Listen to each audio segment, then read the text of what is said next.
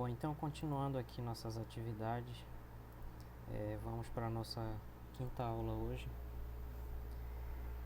Ainda continuando o capítulo 22 do nosso livro, que trata do conceito de campo elétrico. Na aula anterior, que foi dividida em duas partes, em 2 vídeos, nós discutimos alguns exemplos de calcular o campo elétrico gerado por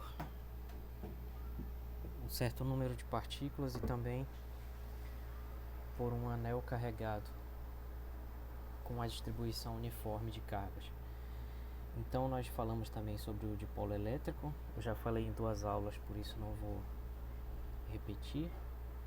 E aí fizemos aqui um estudo sobre o campo elétrico, a fórmula do dipolo e a fórmula exata para 2 cargas, então que mostra que a aproximação do dipolo é boa quando nós estamos distantes dele.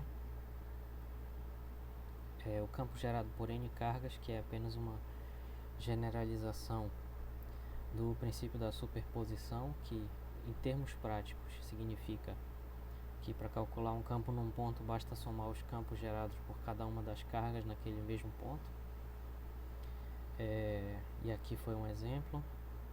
Distribuições contínuas de carga é uma transição. Nós estávamos discutindo distribuições discretas, que são distribuições de partículas pontuais, que é uma modelagem para várias situações. E aí passamos a distribuições contínuas, onde nós vamos ter agora uma densidade de carga. Assim como existe a densidade de massa, nós vamos trabalhar com a densidade de carga, definida aqui, circulada em amarelo, que no caso de uma dimensão é a chamada densidade linear de carga, que é igual à derivada da carga em relação ao comprimento, ao parâmetro que mede o comprimento num certo caminho, que em geral nós vamos imaginar como sendo um fio carregado. Aí aqui tem um exemplo, e em geral, casos de distribuições contínuas, nós vamos ter 3 tipos aqui de densidade de carga. Então essa daqui vai ser a linear, que vai ser uma densidade linear de carga lambda é igual à derivada da carga em relação à posição. Nesse caso eu coloquei x.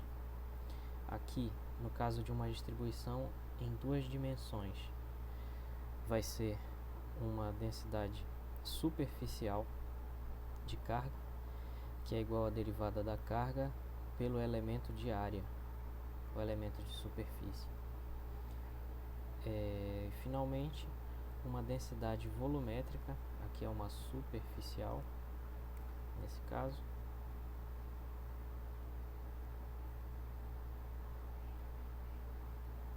Aqui uma densidade volumétrica,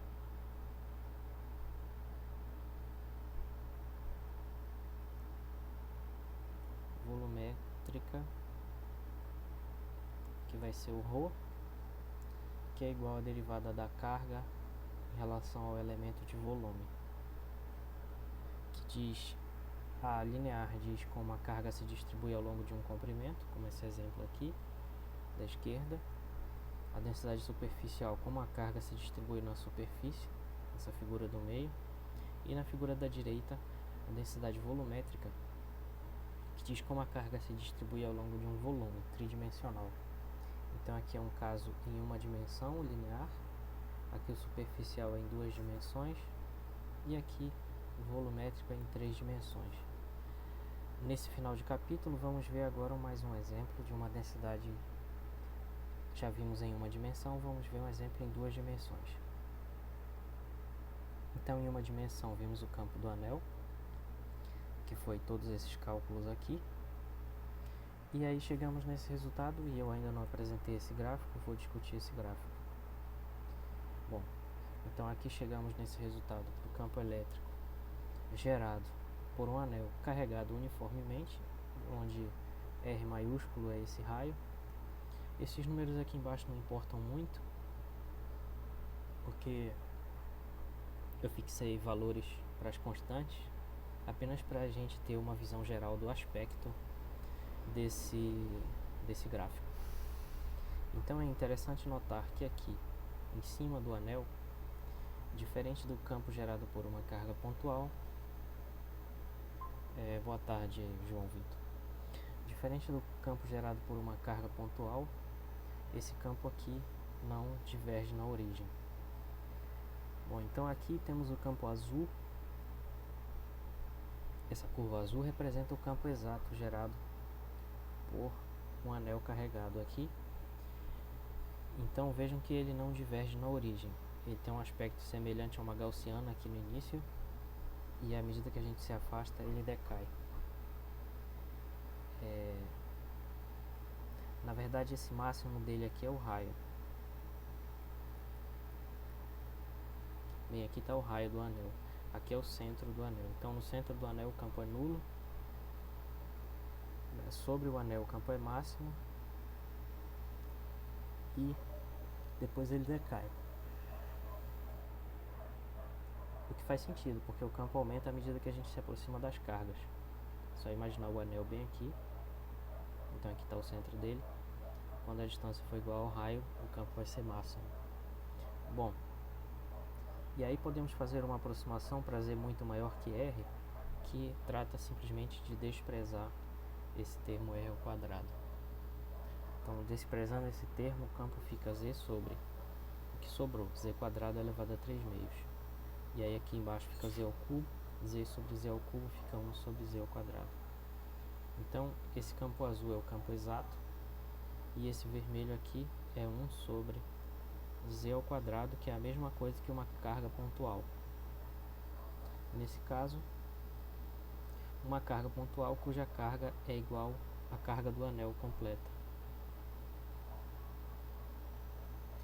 Então, o que essa aproximação nos informa é que se nós estamos aqui a uma certa distância longe do anel, relativamente,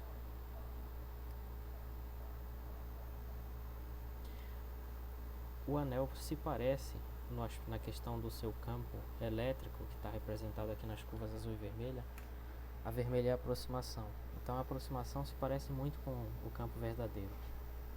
Isso nos informa que o campo longe do anel é muito parecido com o campo de uma carga pontual, o que significa que longe é como se ele fosse uma carga pontual concentrada no seu centro. Isso é um comportamento interessante, mas muito comum também aqui,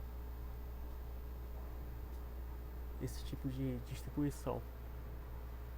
No próximo capítulo, que nós vamos estudar sobre lei de Gauss, nós vamos ter mais uma intuição sobre o que significa isso, porque que algumas distribuições elas têm uma sutileza, como essa aqui do anel tem essa sutileza, que é essa curva azul, mas só que longe do anel de fato aqui, longe do gerador de campo, geralmente eles vão se parecer com uma carga pontual, concentrada lá no centro da distribuição.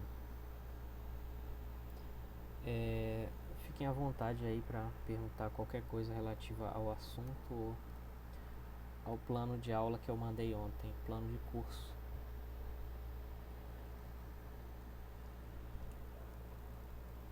Ok. Diga.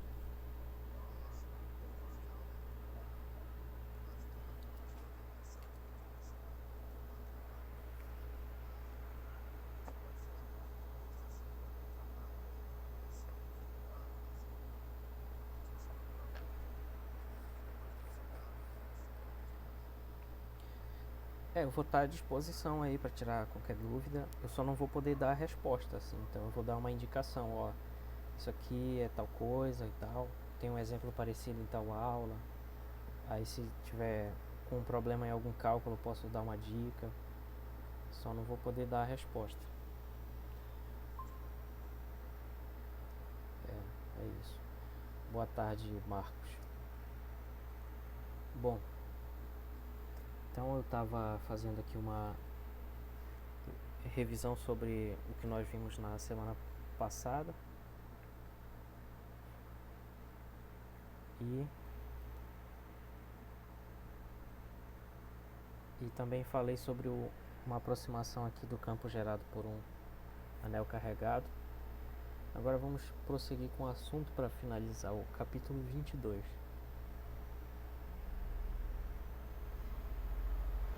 O próximo exemplo que nós temos lá no texto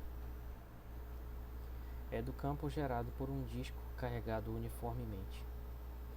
Então aqui nós vamos ter um disco, que significa que não é só a borda, não é um anel, é um círculo todo denso, como se fosse uma tampa redonda, todo carregado uniformemente. Carregado uniformemente significa que ele tem uma densidade superficial de carga.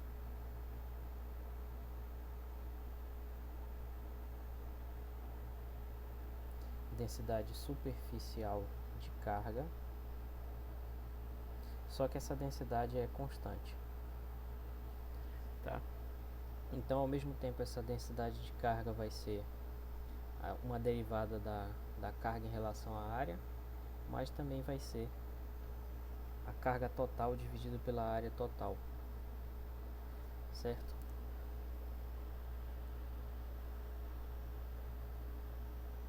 Então aqui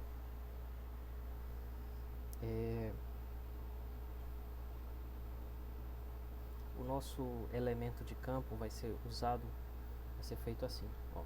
Para uma carga pontual, nós vimos que o campo é isso aqui: 1 sobre 4π ε0 carga pontual dividido por r ao quadrado. Então aqui vai ser inspirado nisso. Nós podemos imaginar cada pedacinho aqui como sendo uma carga. Nesse caso, o livro facilita para a gente esse cálculo.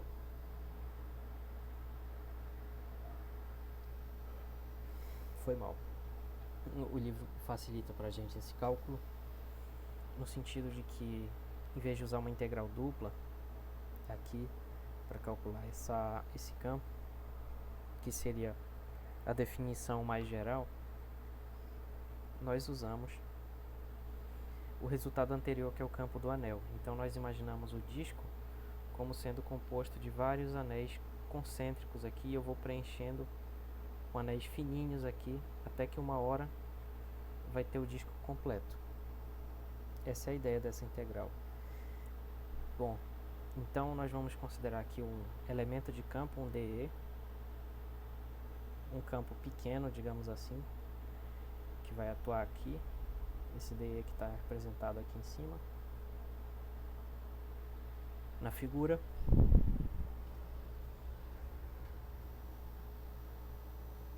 Que vai ser gerado por um elemento de carga. Então ele vai ser gerado por um dq. Nesse caso estou usando esse Q maiúsculo aí, mas para ficar igual ao livro vou colocar assim. Então é um dq sobre r ao quadrado. E aí nós vamos integrar esse dE aqui.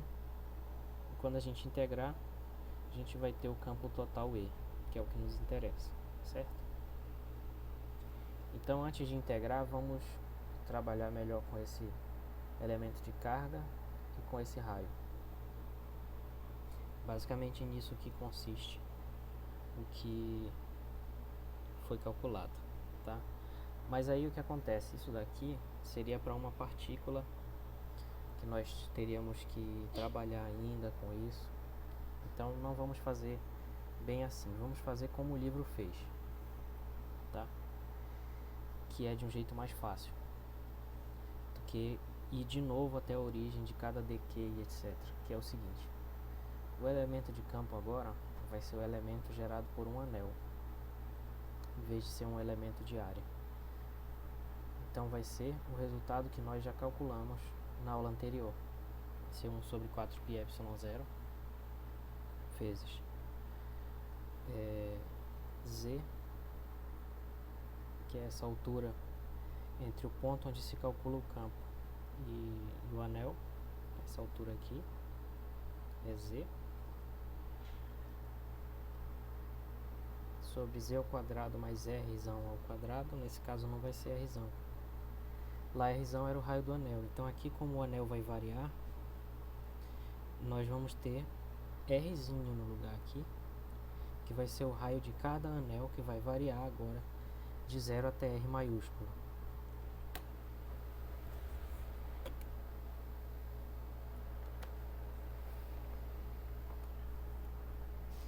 Tudo isso é elevado a 3 meios, vezes o elemento de carga, que lá na fórmula seria uma carga, né? Então, basicamente, o que eu estou falando é o seguinte, ó, nós chegamos nesse resultado aqui, para o campo gerado por um anel. Então, nós vamos substituir esse E por um DE e esse Q por um DQ. Basicamente, é isso que eu estou dizendo. Porque agora cada anel vai ser um elemento de área desse outro aqui, certo? Então, é isso que nós vamos fazer.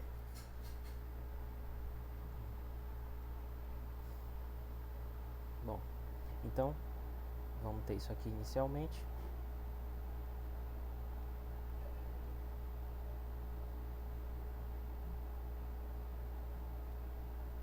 E aí vamos trabalhar com esse dq para entender melhor o que está acontecendo. Então, o dq é um elemento de carga que vai estar num anel de raio Rzinho. Só que esse anel ele não é infinitamente fino.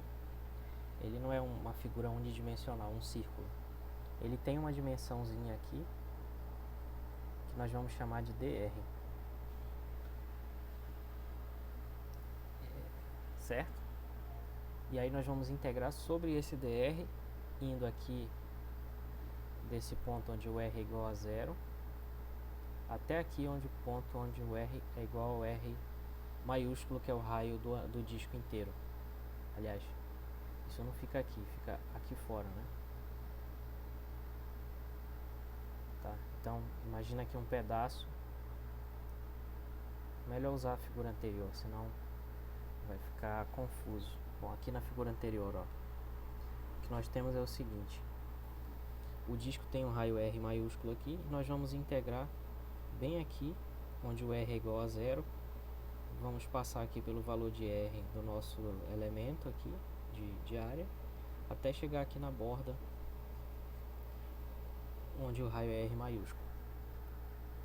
Então, para isso, nós precisamos expressar esse elemento de carga aqui em função desse raio. E como é que nós fazemos isso? É o seguinte: a área de um anel, ela tem uma fórmula, né? Difícil desenhar um anel, mas é mais ou menos isso aqui. Ele vai ter um raio que vai ser dr aqui, e vai ter um raio aqui médio que vai ser r. Então ele vai ter uma área. Se eu fizer essa derivada dessa área, eu vou chegar numa fórmula. Ou eu posso fazer de um jeito mais simples, que é imaginar o seguinte, ó, se eu pudesse esticar esse anel, ele ia ficar uma tira, onde aqui mede dr e aqui mede o comprimento do círculo, que é 2πr. Então a área dele, a área dessa tira, vai ser uma certa área dA, que vai ser igual a 2π vezes r vezes dr. Essa vai ser a área dessa tira. E aí, com isso, usando aqui a densidade superficial de carga sigma, que é igual a dq sobre dA, esse aqui é um procedimento padrão para qualquer exercício desse tipo. Eu sei que varia muito o jeito de resolver cada um, mas a gente sempre expressa assim o dq em função da densidade sigma e da área, tá?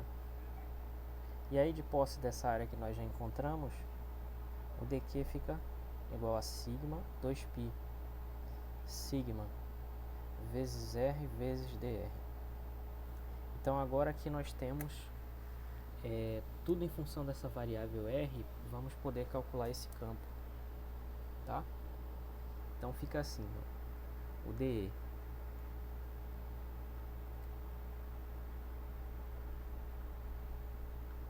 vai ser igual a 1 sobre 4π epsilon 0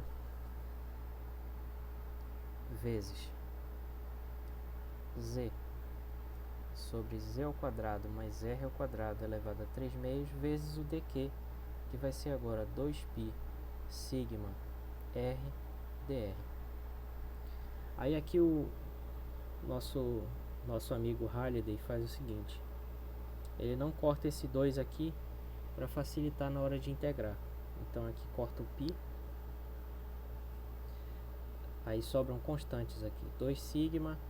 O z para esse nosso cálculo é constante porque nós não temos um dz aqui, então a integral vai ser sobre r, o z vai ser constante também para efeitos dessa integral, tá? Então esse 2 fica aqui para ajudar na integral, e a gente coloca em evidência aqui as constantes.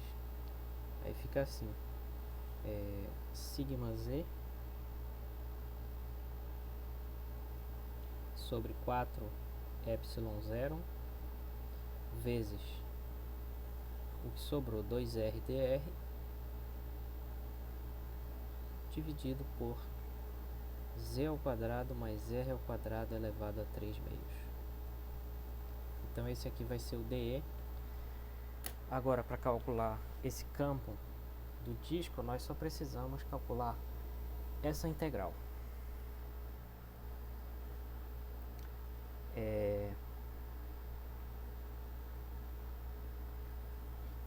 A integral que nós vamos usar, tá, vamos devagar aqui, uma coisa. Então, resumindo aqui, o dE ficou assim: sigma z sobre 4 epsilon 0 vezes 2r dr sobre z2 mais r2 a 3 meios. Esse aqui é o nosso elemento de campo. Para calcular o campo total é igual à integral do dE. Tá? Então o E vai ser a integral de dE. Essa integral é feita sempre sobre a região onde tem carga. Tá? Então eu posso chamar de uma superfície S aqui, que é a superfície. No caso de duas dimensões, é uma superfície que gera o campo,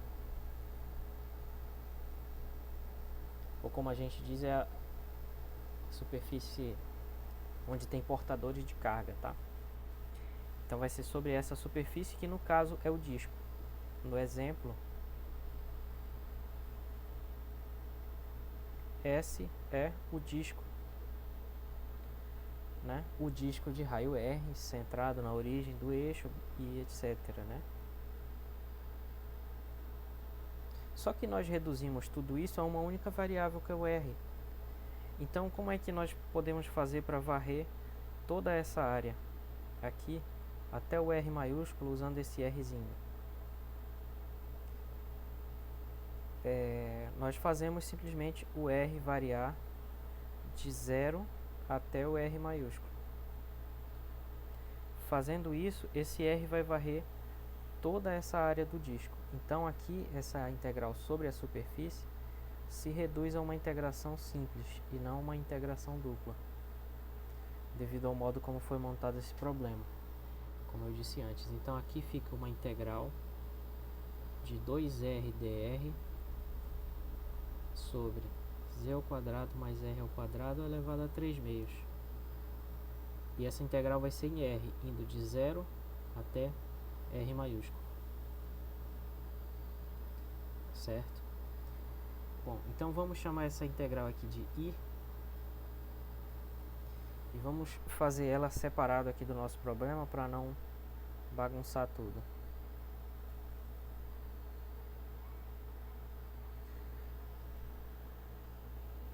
Só ver uma coisa. Tá. Então vamos separar aqui.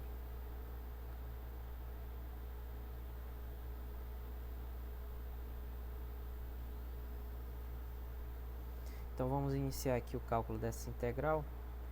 A integral de 0 até R maiúsculo de 2r dr sobre r ao quadrado mais z ao quadrado. Então a técnica que nós vamos usar para resolver essa integração é a mudança de variáveis. Mudança de variáveis.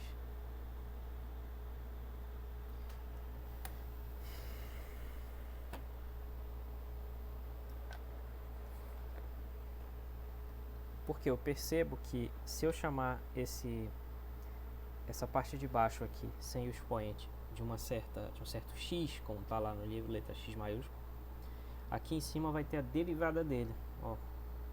Então essa mudança de variáveis é assim, ó, x. Essas três linhas aqui de igual significa que é definido como. Então x é definido como sendo rzinho ao quadrado mais e ao quadrado. E aí com isso eu posso calcular o dx, que é uma diferencial, que tem todas as propriedades de uma derivada. Então, como nós estamos integrando em r, o z é como se fosse constante para essa integral. Então ele é constante, a derivada é zero. Então fica a derivada de r ao quadrado é 2r dr, porque nós estamos calculando uma diferencial. Então vejam que o que está em cima virou simplesmente o nosso dx. Então essa integral fica uma integral que eu não vou botar os limites de integração ainda, porque mudou a variável, mudou para x.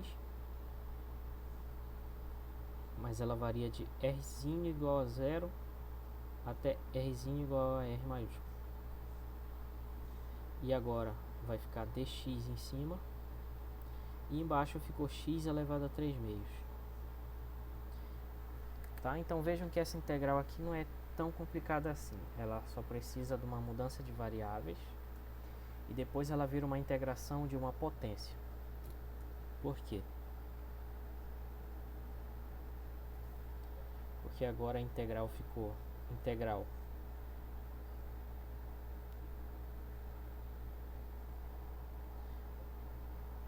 de dx sobre x elevado a 3 meios. Ficou assim. Então vamos reescrevê-la assim, botando esse expoente para cima e trocando o sinal. Com isso nós podemos usar uma regra da integração, que é o seguinte: é a integral de x elevado a n. Então a integral de x elevado a n dx, isso é tabelado, isso dá x elevado a n mais 1, tudo isso dividido por n mais 1. Então no caso de nossa integral i aqui, isso fica integral de rzinho igual a zero, já está resolvida, né? Não precisa repetir aqui. Então isso vai dar x elevado a menos 3 meios mais 1 sobre menos 3 meios mais 1, indo de rzinho igual a zero até rzão. Então fica menos 3 meios dá mais 1 dá menos meio. Então fica x a menos meio dividido por menos meio, nos mesmos limites de integração aqui, só para a gente não esquecer. Então isso dá esse menos meio, 1 sobre menos meio é a mesma coisa que menos 2. E x elevado a menos meio é 1 sobre x elevado a meio. Então fica assim. Menos 2 sobre raiz de x, tá? Pensar um pouco aqui nisso. X elevado a menos meio é a mesma coisa que 1 sobre x elevado a meio, que é 1 sobre raiz de x, né? E ali embaixo, 1 sobre menos meio é a mesma coisa que o inverso do inverso vai dar menos 2. Então foi isso que nós fizemos aqui, tá? E aí ficou assim, onde rzinho vai de 0 até r maiúsculo. Então aqui resolvida a integral, a gente volta para a variável r, e aí vai ficar o menos 2 em evidência. Aí aqui fica, não, antes disso, menos 2. Lembrar agora que o x é z ao quadrado mais rzinho ao quadrado.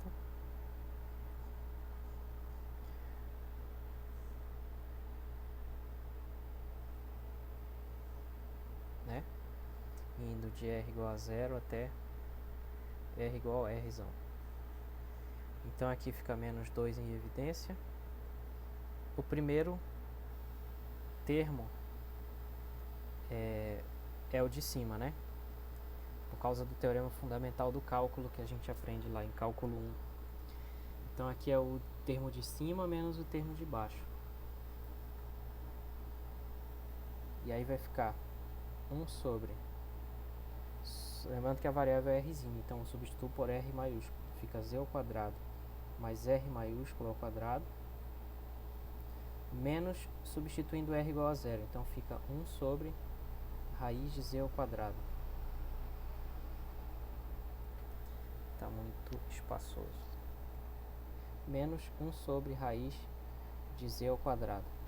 E aí, passando esse sinal de menos para cá, inverte a ordem dos dois, e aí fica assim: 2 vezes 1 sobre z, que a raiz de z ao quadrado é z, no caso z positivo, menos 1 sobre raiz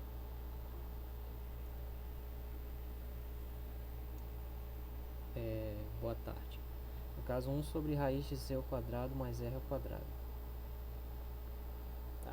Então esse é o resultado final dessa integral I. E nós podemos agora com isso voltar aqui para o nosso cálculo do campo em verde. Então, voltando para o cálculo do campo, o campo E resulta em sigma z sobre 4ε0 vezes o resultado da nossa integral. Então isso dá sigma z sobre 4ε0 e a integral deu 2 vezes 1 sobre z menos 1 sobre raiz de z2 mais r2. Aí aqui cancela esse 2, com esse 4 fica 2 embaixo. Então fica sigma z, e aí eu distribuo esse z também, então fica sigma sobre 2ε0, aqui fica z sobre z, menos z sobre isso aqui.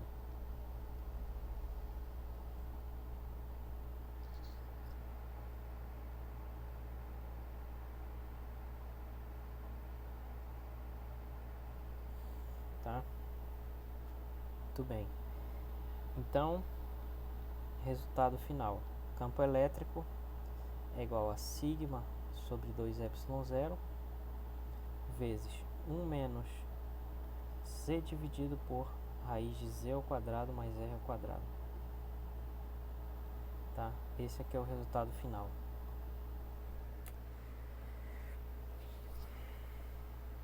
Certo? Então, vejam que foi possível calcular o campo de um disco carregado uniformemente a partir do campo gerado por um anel carregado uniformemente, e o resultado final é igual a isso daqui. Eu acho que eu não vou pedir para vocês refazerem isso daqui na lista, mas seria interessante vocês assistirem isso aqui de novo ou pegar o livro e refazer esses cálculos desses 1, 2, 3, 4, desses 5 slides, para entender como foi esse procedimento para chegar nesse valor de campo aí, certo? Seria interessante fazer isso. Eu não sei se eu botei aqui, não botei. Bom, aí esse campo aqui ele vai ter um comportamento interessante.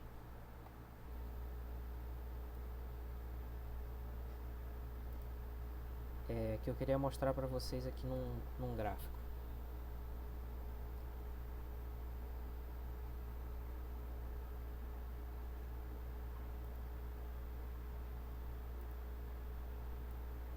Tô só vendo aqui se o meu computadorzinho sofrido vai aguentar isso.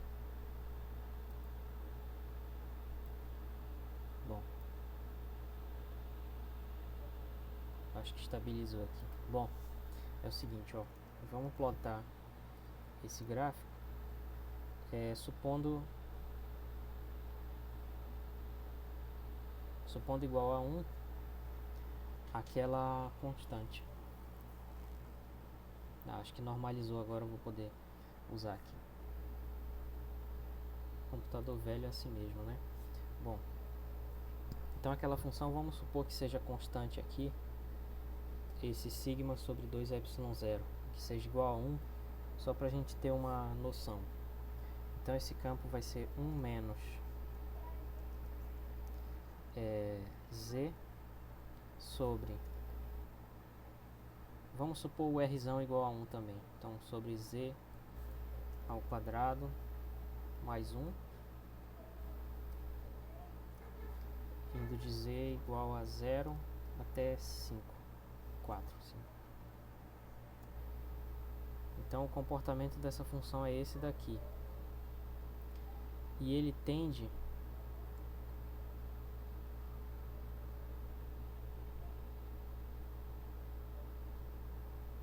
na verdade não era bem isso que eu queria mostrar, que é o seguinte, ó. Vamos chamar aqui de r ao quadrado. E plotar isso junto com a função constante igual a 1. Que eu quero que vocês percebam uma coisa.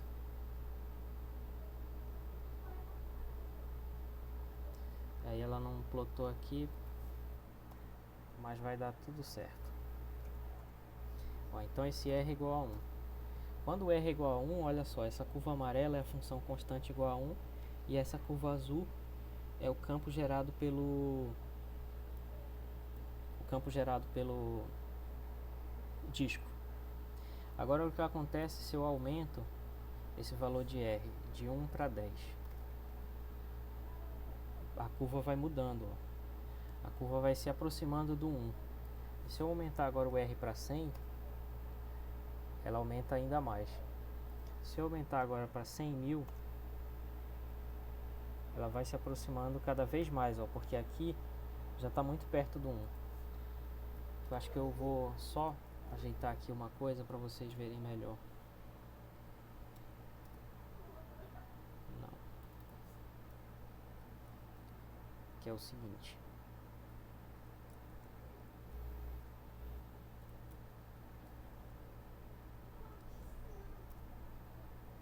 O gráfico está praticamente encostou lá.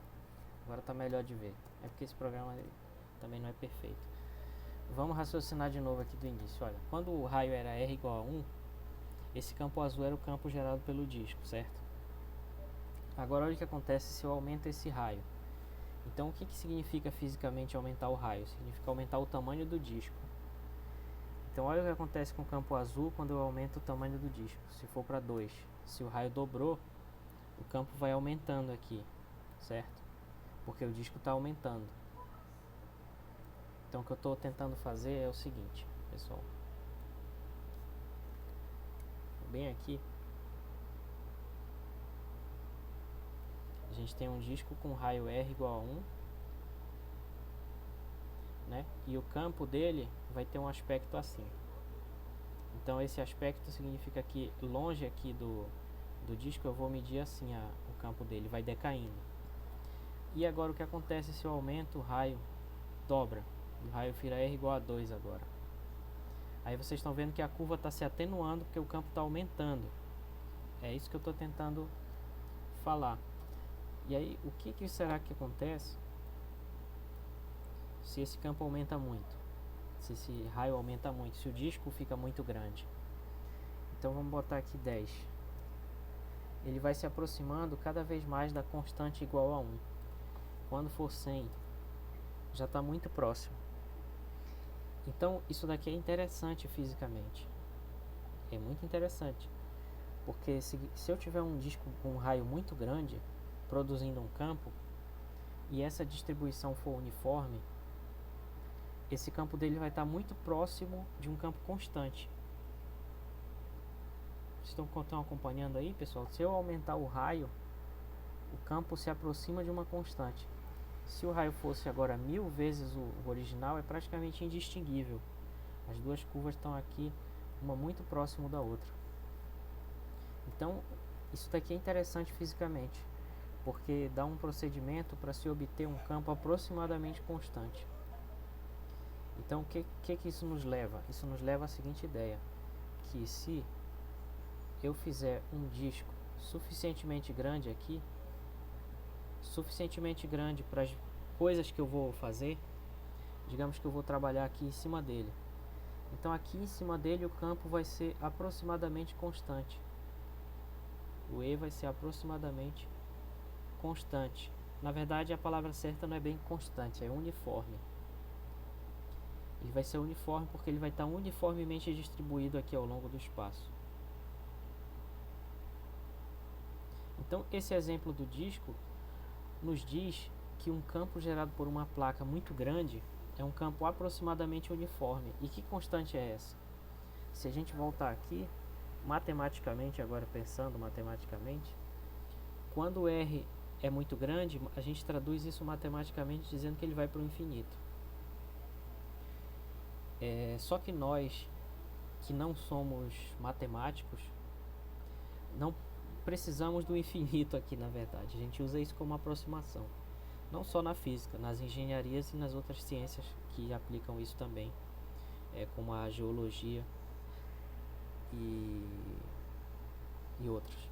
Então o que a gente pensa aqui? R grande, a gente aproxima um R tendendo ao infinito. O que vai acontecer quando R tender ao infinito com essa razão aqui? Aqui vai ficar 1 sobre um infinito positivo, R vai tender a mais infinito, então esse termo vai a zero. E aí o campo vai ser aproximadamente sigma sobre 2ε0.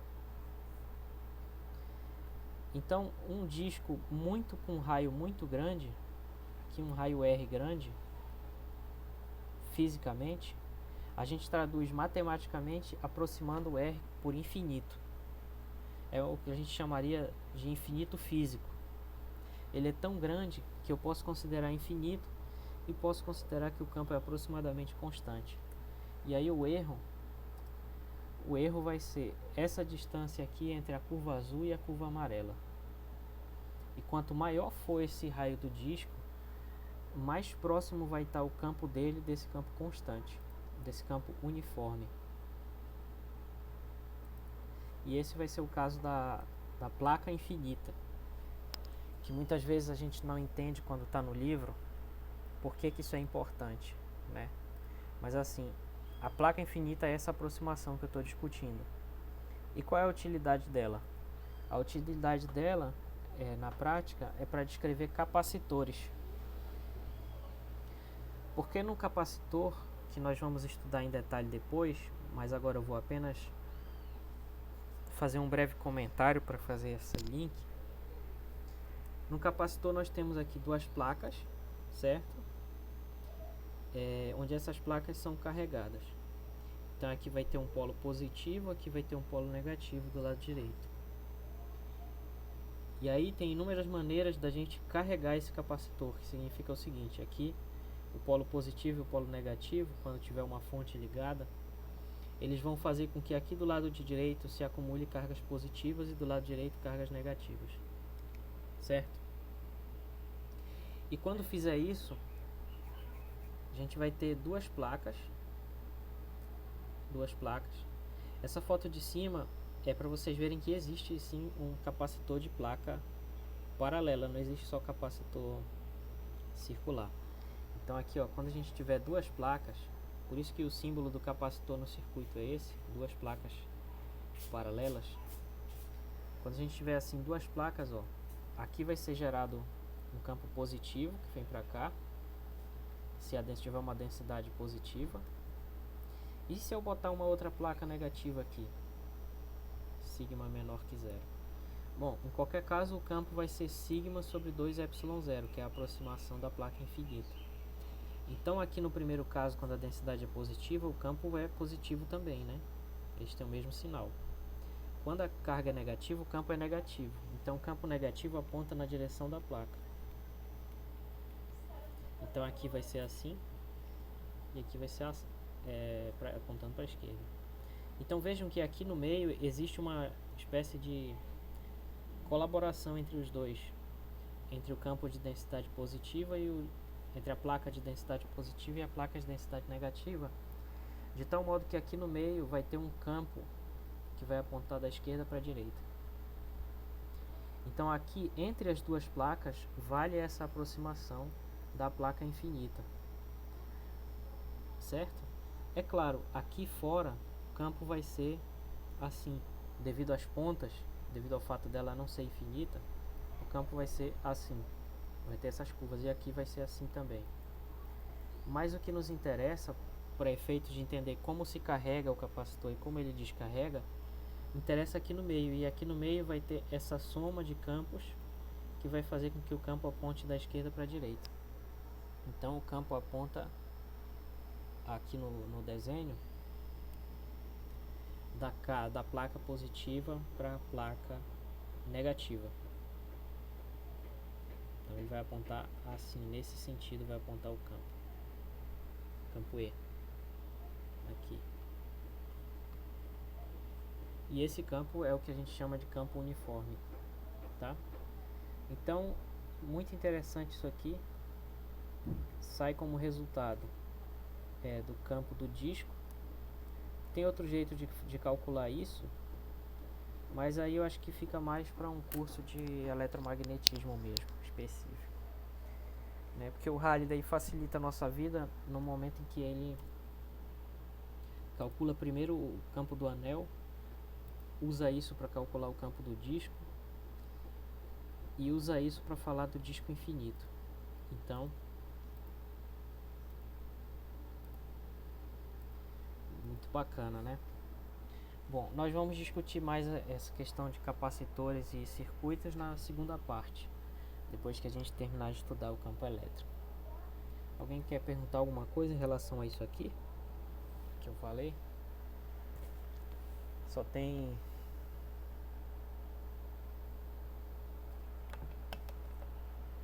vocês três aí, mas se não, tudo bem também. Oi.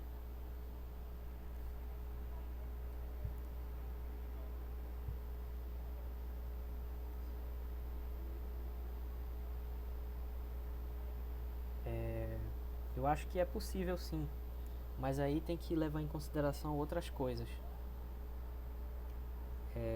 Se for, que aí tem que ver, por exemplo, se ele é condutor ou não.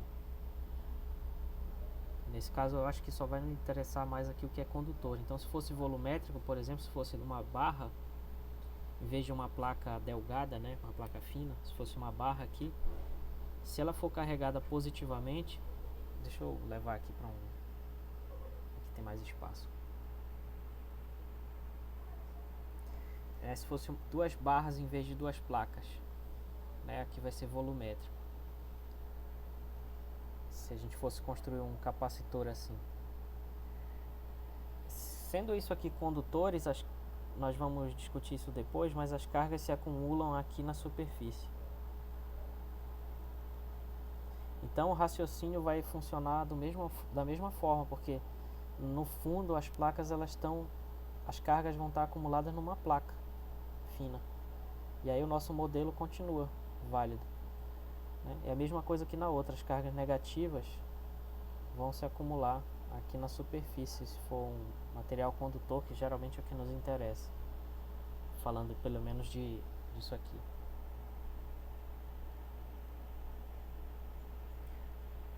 Mais ou menos essa ideia. Mas eu posso ver melhor e responder depois. Bom,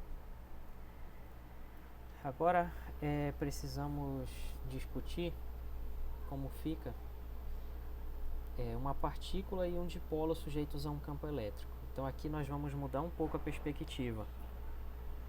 E aí a gente tem que ficar atento a isso. Né, que até o momento nós discutimos assim. Aqui tem uma fonte de campo. Essa fonte é uma distribuição de carga.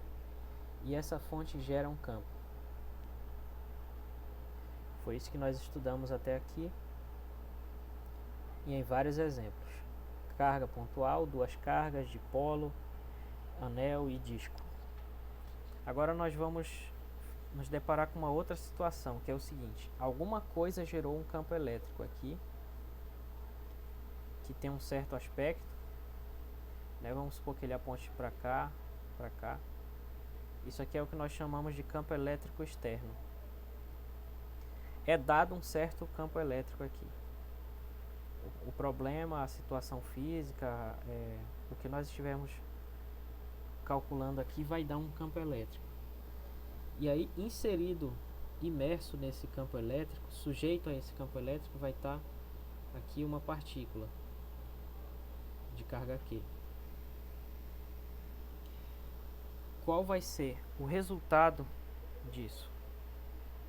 Ou seja, o que vai acontecer com essa partícula?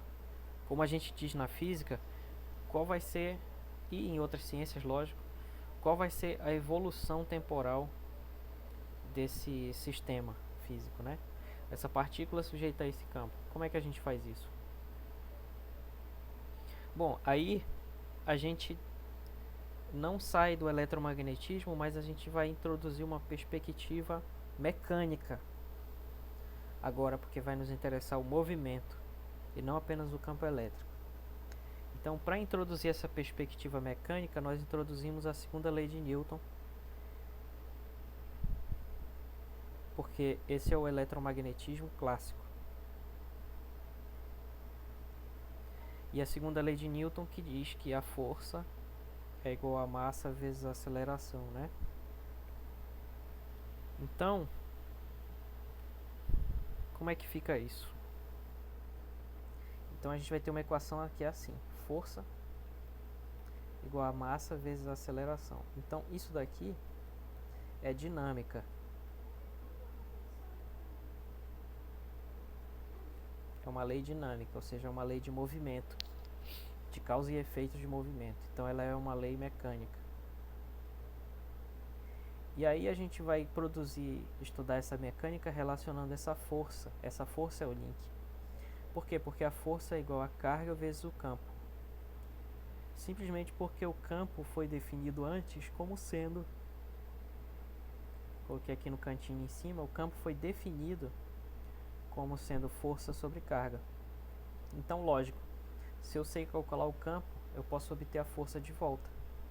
Apenas notando que a força é igual a carga vezes o campo. Então, bem aqui vai entrar o eletromagnetismo. No caso que nós estamos discutindo da eletrostática, campos elétricos estáticos. Então vai ser dado um campo elétrico bem aqui e eu calculo o movimento dele através dessa relação. Como? Basicamente o que interessa é a aceleração, então eu isolo ela. Tenho aqui carga vezes campo igual a massa vezes a aceleração. Então a aceleração vai ser Q sobre M vezes o campo.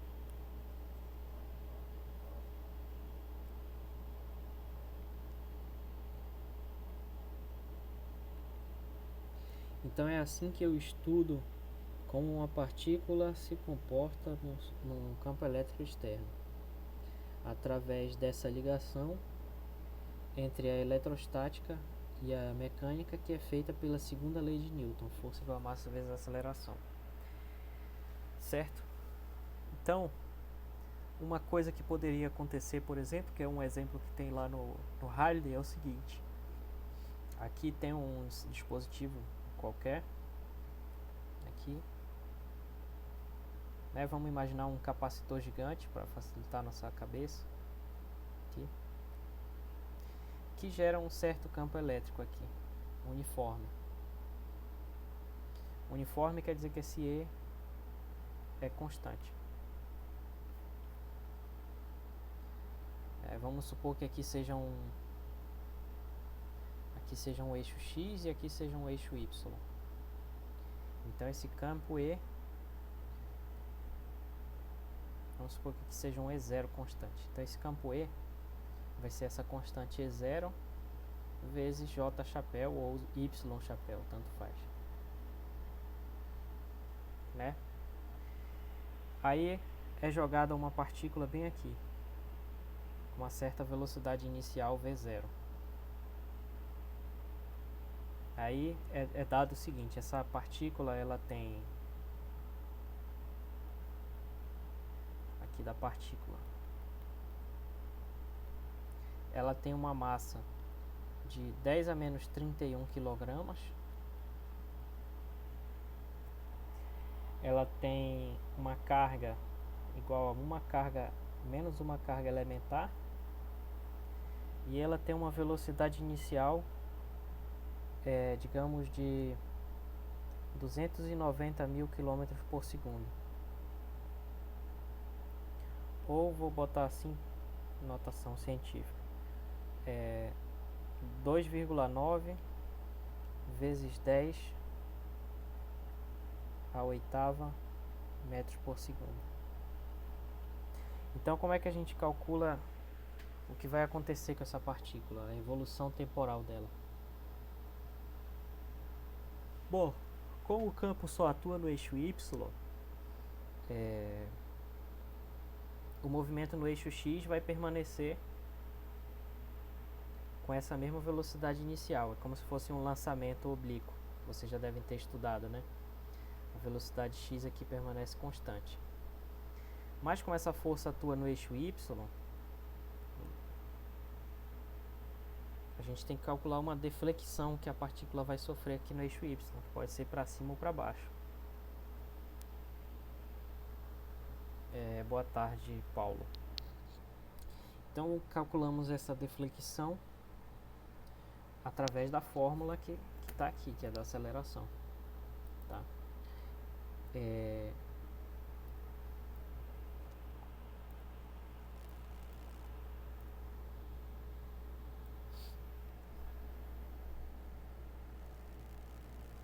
Então, na verdade, isso vai ser um movimento uniformemente variado, né? Por quê? Porque se o campo é constante, só vai nos interessar no caso y, então fica assim, A é igual a carga sobre massa vezes o campo. Mas vai estar tudo no eixo y. Então, o que vai nos interessar é a aceleração do eixo y, que vai ser carga sobre massa vezes a componente do E, só que como o E é igual a um E0 y chapéu, isso vai dar simplesmente o E0. Então assim eu posso calcular essa aceleração. E essa aceleração vai ser a carga, que é menos a carga elementar, 1,6 vezes 10 a menos 19.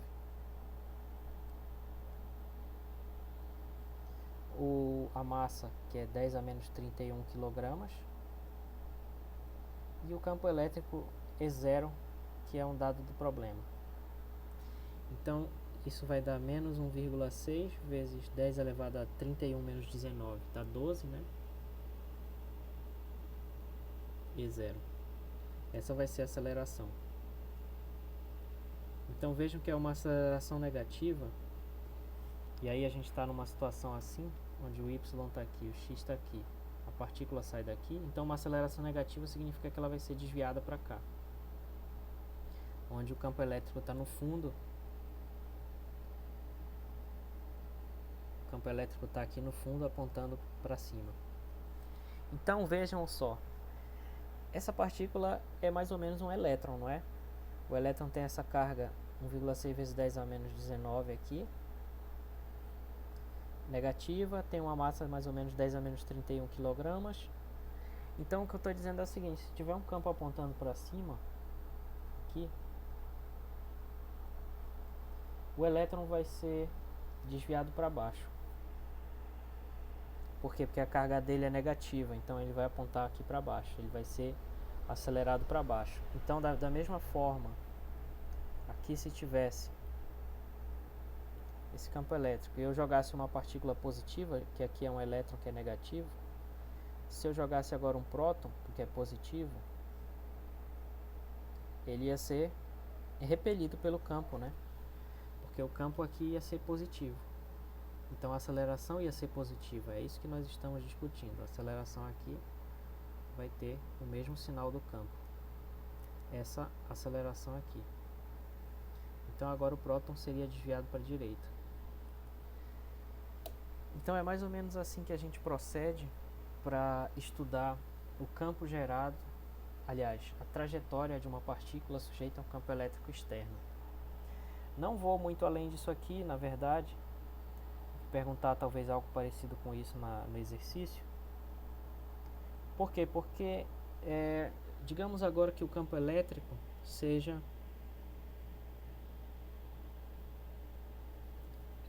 igual a um cosseno de θ, a um cosseno do tempo. Digamos agora que ele seja um oscilatório, que o campo elétrico seja uma constante E0 cosseno de um certo ômega t mais delta. E agora, como é que eu calculo o movimento dessa partícula? Então, para calcular esse movimento, vamos supor que seja em uma dimensão apenas. Então, essa aceleração vai ser carga sobre massa vezes E0 cosseno disso tudo aqui, de ômega t mais delta. Só que a aceleração é a segunda derivada da posição, é o x dois pontos. Então, o que eu obtive aí foi uma equação diferencial.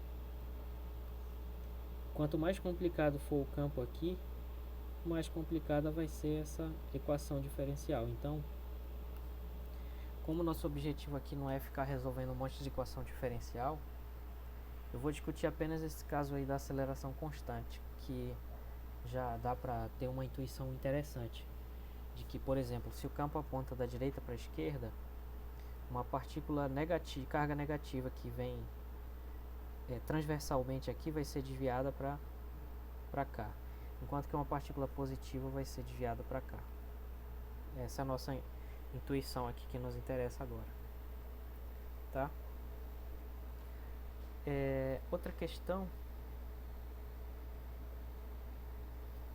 pessoal, alguém quer perguntar em relação a isso antes de eu prosseguir?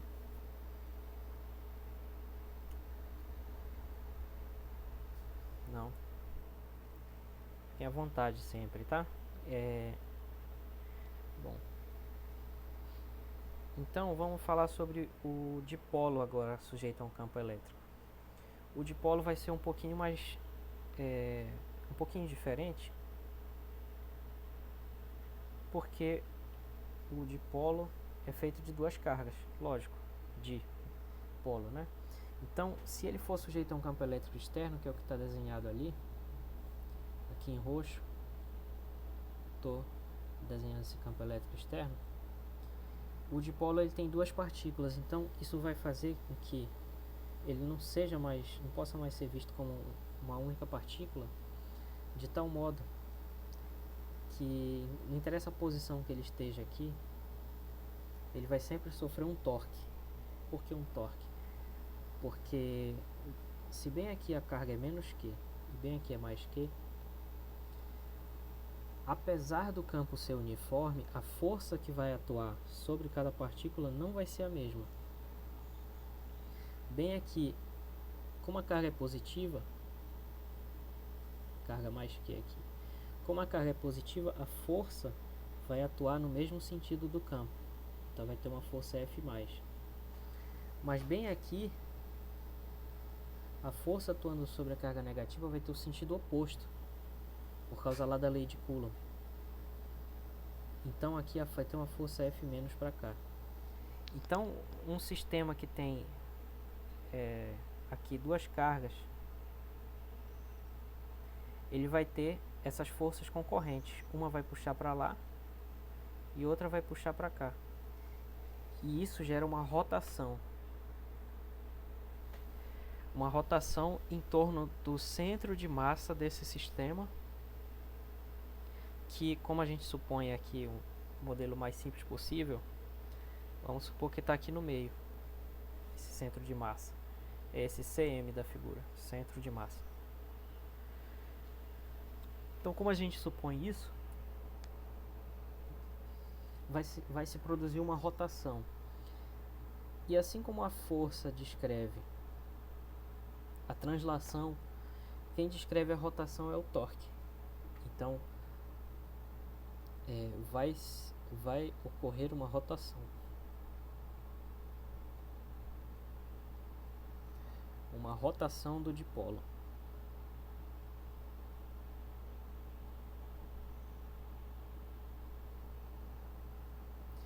quem descreve a rotação é o torque. Então, o torque descreve essa rotação.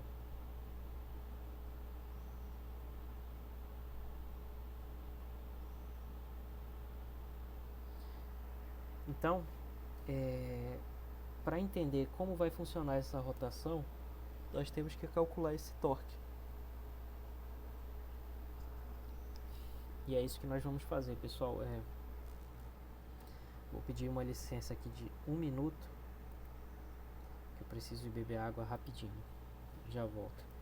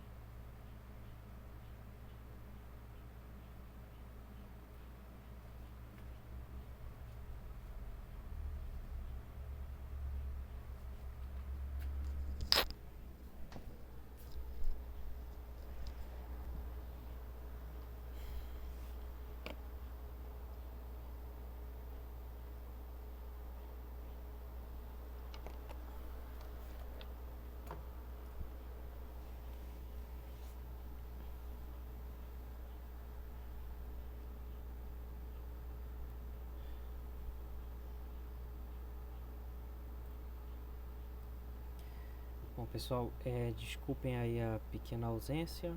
Vamos então prosseguir. Muito bem.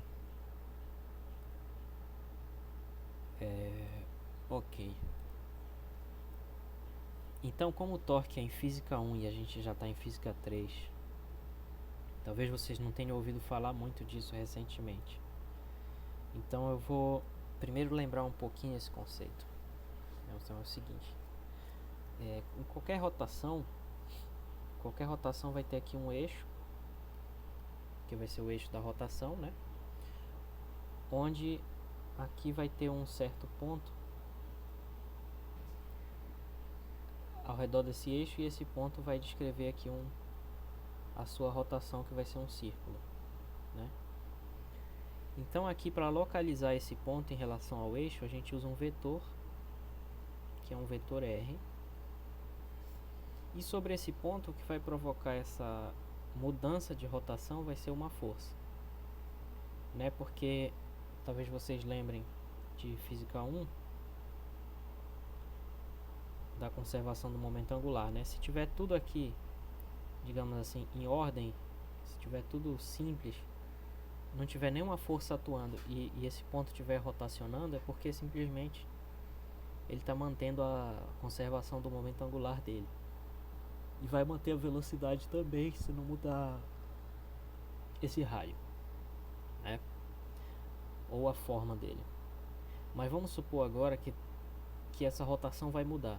Essa rotação vai mudar devido à ação de uma força. Então, para medir esse efeito dessa conexão entre esse raio e essa força, a gente usa o torque.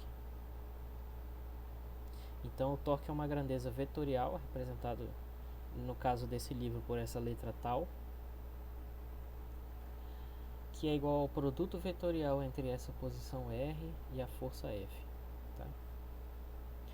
Então, lá das regras do produto vetorial, a gente pode obter também aqui uma regra escalar. Mas para entender essa regra escalar, vamos botar aqui o R e o F na mesma origem. Então, o R está medindo aqui, a força está sendo aplicada aqui. Existe um ângulo entre esses dois vetores, né? Esses dois vetores formam um ângulo que nós vamos chamar de θ. Então, θ é o ângulo entre R e F.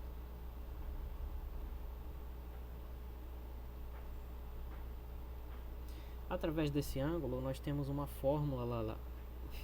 Temos uma fórmula lá no cálculo vetorial, lá na álgebra de vetores, que diz que o módulo, ou a componente escalar aqui desse produto vetorial vai ser igual ao R escalar vezes F vezes o seno desse ângulo. Então parece muito com a fórmula do produto escalar, só que em vez do cosseno é o seno. Então com isso a gente consegue medir o módulo desse torque.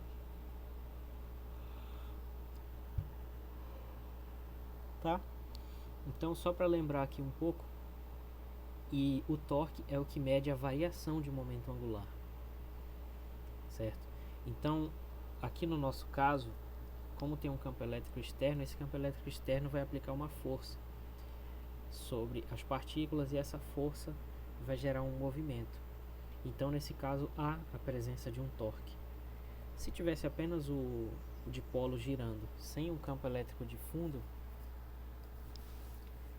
o torque seria nulo, porque não tem força externa sobre ele, certo?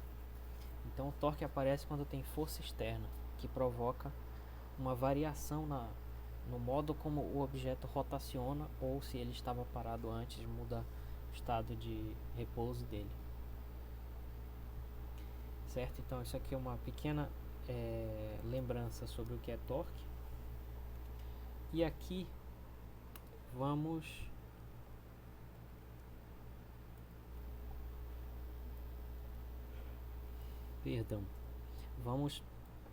entender melhor isso através dessa figura que eu retirei do nosso livro-texto. Então é o seguinte: como escrever esse torque em função das grandezas que são as grandezas de interesse aqui, que é a distância entre o dipolo, entre os dois polos do dipolo, e a carga de cada lado, né? Então como é que a gente faz isso aqui?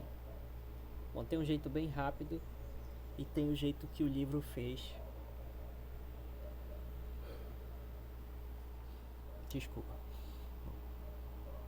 O jeito rápido é o seguinte: se o torque é R VEC F, esse produto vetorial, eu e muitas pessoas têm o costume de falar assim VEC. Então é R VEC F, o produto vetorial entre R e F. É a mesma coisa que eu multiplicar o Q aqui por R e dividir também, né? Ora, como dizem os livros, né, quando tem uma coisa que eles têm preguiça de explicar. Ora, como aqui Q vezes R vai dar o próprio momento de dipolo, isso aqui é o momento de dipolo, né? Por quê? Porque é carga vezes distância. A distância, sendo a distância aqui vetorial, vai ser também o momento de dipolo vetorial. VEC aqui, força sobre carga, vai dar o próprio campo. Então o torque é igual, vamos ver o que é cada coisa aqui. Esse aqui é o torque provocado pelo campo externo. Esse aqui é o momento de dipolo, nesse caso o momento vetorial. O módulo dele O módulo desse momento de dipolo vetorial é o Pzinho, que é igual a carga vezes a distância aqui do gráfico, tá? Então aqui tem a distância, aqui estão as cargas, o módulo desse vetor e a direção aponta da carga menos Q para a carga mais Q. Vai estar aqui o P. Esse é o vetor P. E esse daqui é o campo externo.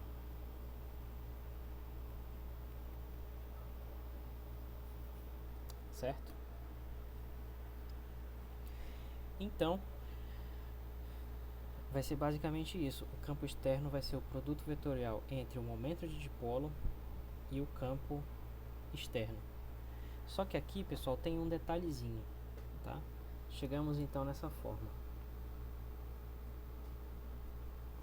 Aqui tem um detalhe. O torque vai ser igual ao momento de dipolo elétrico vezes o campo elétrico externo. Uma fórmula que está escrita em termos das grandezas de interesse, né? Porque do jeito que estava escrito assim, o que é a força, o que é o R, fica estranho. Então o nosso trabalho aqui foi simplesmente reescrever isso em termos das grandezas aqui que nós conhecemos, que é o campo externo e o valor de Qzinho e da distância, que caracteriza o dipolo, certo? Só que aqui tem uma convenção, que é a seguinte, uma convenção relacionada às rotações. Se a rotação acontece no sentido horário, que é o caso desse desenho aqui, porque as forças que estão ali vão fazer, né? Elas vão fazer com que ele gire assim, porque tende sempre a alinhar um com o outro, né? A tendência é deixar assim, ó, né? Onde daqui está mais Q a menos Q. Como a tendência é alinhar, então a rotação vai acontecer assim. Esse vai ser o sentido do torque, que é dado pelo próprio produto vetorial, né? P VEC F, se a gente fizer aqui a regra da mão direita, o torque vai apontar para baixo, que é uma rotação no sentido horário. Certo? Então o que acontece? Tem uma convenção que diz que quando isso é no sentido horário, o torque é negativo. Então nesse caso o torque vai... Por isso que tem esse X aqui. Esse X significa entrando no papel. Quando a gente está desenhando vetores, os vetores são tridimensionais, né? Os vetores da física. Campo elétrico, momento de dipolo, tudo é tridimensional. Só que a gente tem um papel aqui, uma tela de computador e de celular que é bidimensional. Então como é que a gente faz? A gente convenciona que isso daqui é um vetor entrando no papel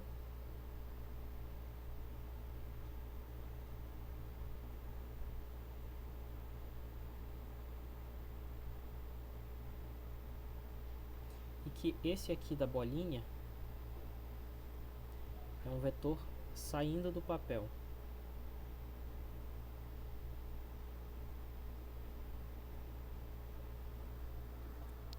Então no nosso caso aqui,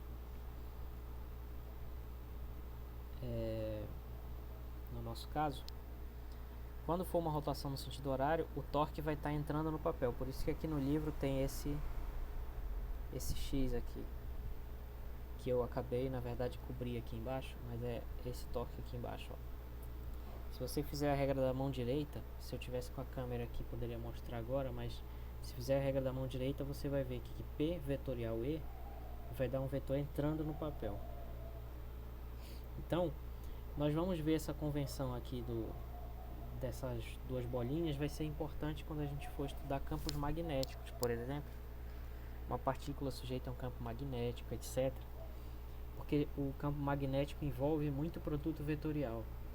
E o produto vetorial sempre torna tudo mais tridimensional do que já era. Então, resumindo aqui, a convenção o que eu ia falar é uma coisa muito simples, que é o seguinte. Se a rotação for no sentido horário, o torque é negativo. Então vai ser menos P vezes E vezes o seno de θ da nossa fórmula lá. Onde θ, nesse caso aqui, é o ângulo entre o vetor P e o vetor E, como está, por exemplo, aqui embaixo, esse ângulo θ. onde aqui embaixo tem o momento de polo P e aqui o campo E. Então o θ vai ser esse ângulo entre os dois. E aí o torque vai ser negativo. Bom, pessoal, então o que eu preparei para hoje aqui era finalizar esse capítulo. E aí até sexta nós vou precisar dessa aula extra de sexta-feira. Gostaria de iniciar e concluir o próximo capítulo, que é o 23. E aí eu vou entregar para vocês uma lista de exercícios.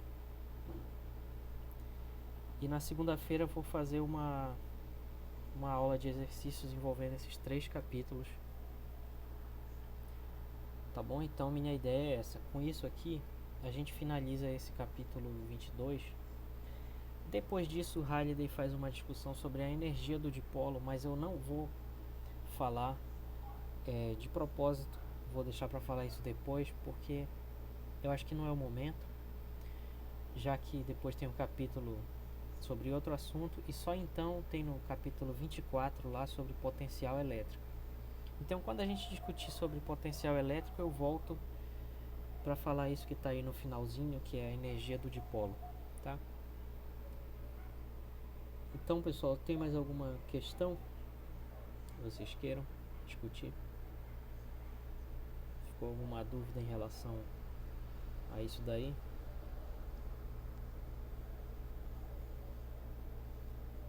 Bom, então tá bom. Beleza, então Bruno, deixa eu ver. Bruno, Marcos, João Vitor e Paulo, valeu aí pela presença. Boa tarde para vocês. E daqui a uma hora mais ou menos deve estar o vídeo para os outros. Até mais, pessoal. Até quarta-feira. Tchau. Boa semana para vocês.